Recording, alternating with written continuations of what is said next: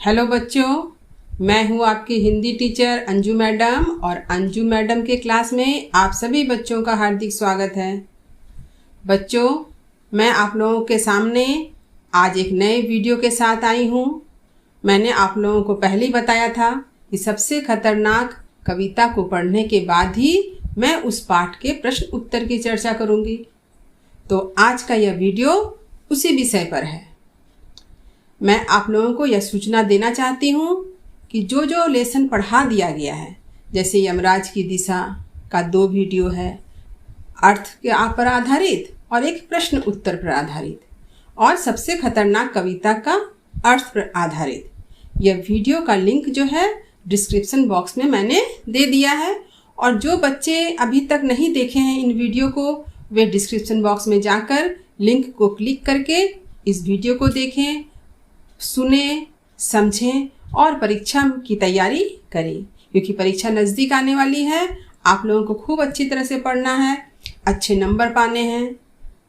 तो मैं चाहती हूँ कि आप अपने तरफ से भरपूर कोशिश करें, जिस तरह से मैं कोशिश कर रही हूँ कि आप अच्छे नंबर लाएं। तो आपके तरफ से भी कोशिश होनी चाहिए, यह मैं हमेशा से चाहती हूँ कि आप अच्छे नंबर लाएं। तो चलिए शुरू करते हैं आज का यह पाठ। आज का यह पाठ क्या है, यानी विषय प्रश्न उत्तर चर्चा है। कविता सबसे खतरनाक, कवि पास।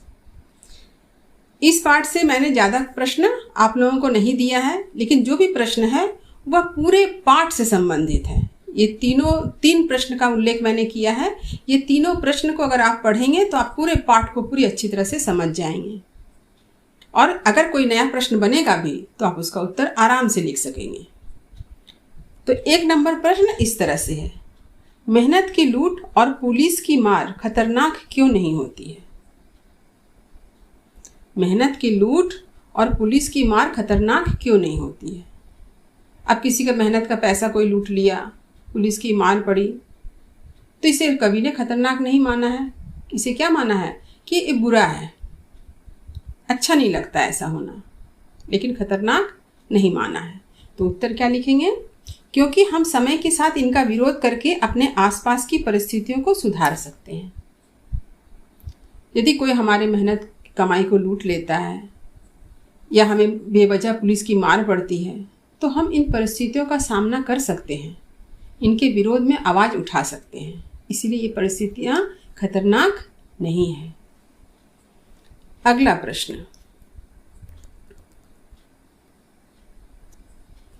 कवि के अनुसार कौन सी बातें खतरनाक नहीं होती है परंतु बुरा है?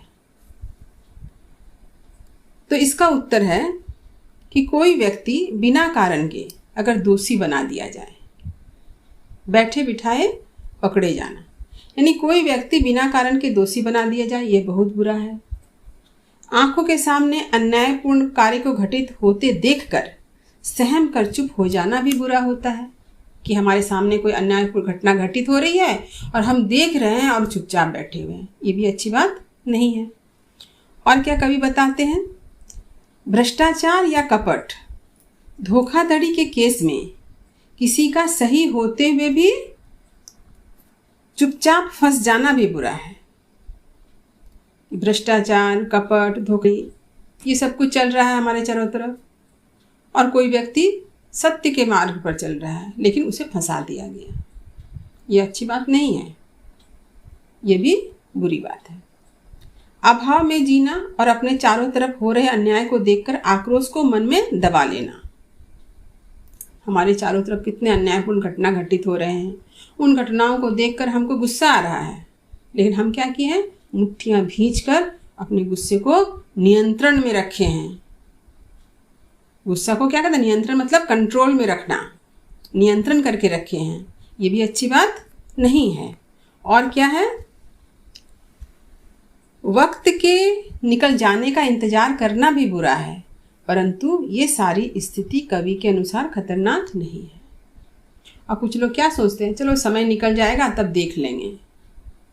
कवि के अनुसार ये सारी बातें अच्छी नहीं है, लेकिन खतरनाक नहीं है। देखिए एक बार मैं फिर से अच्छी तरह से पढ़ के सुनाती हूँ।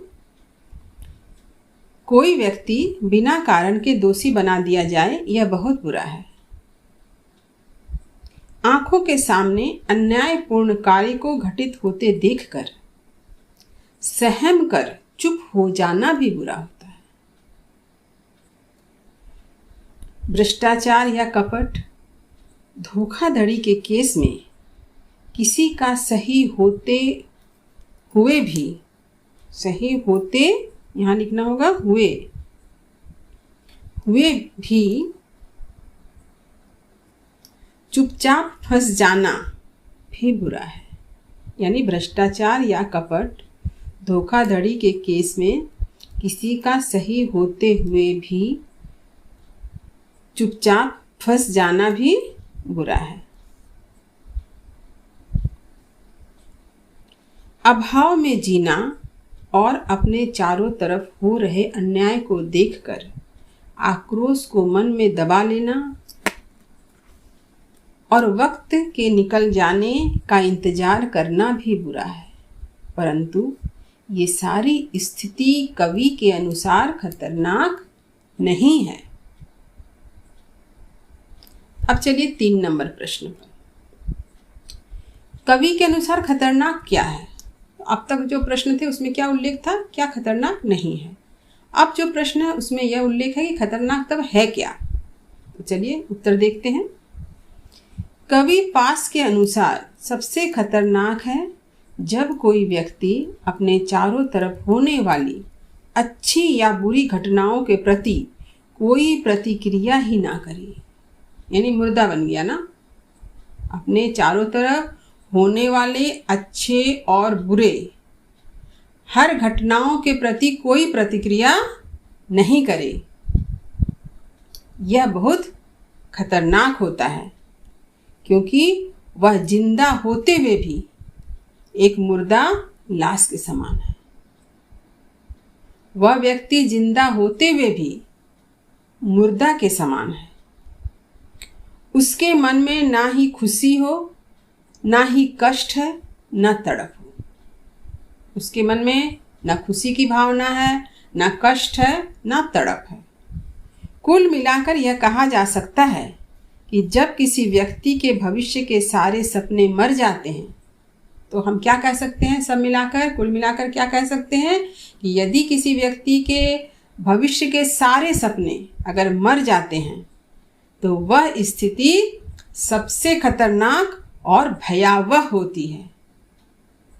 खतरनाक और भयावह, ये भयावह शब्द को आपको लिखना है ताकि आपके उत्तर और भी सार्थक प्रतीत हो।